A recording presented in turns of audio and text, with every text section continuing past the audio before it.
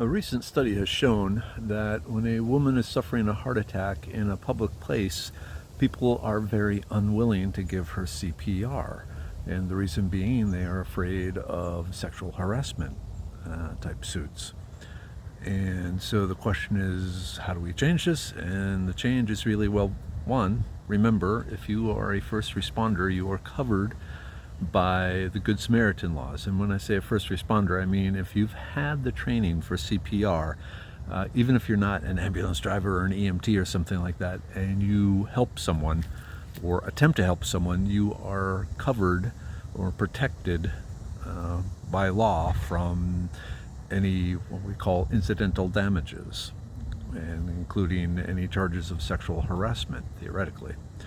So I keep telling you, go out, learn CPR, and if someone needs it, give it to them.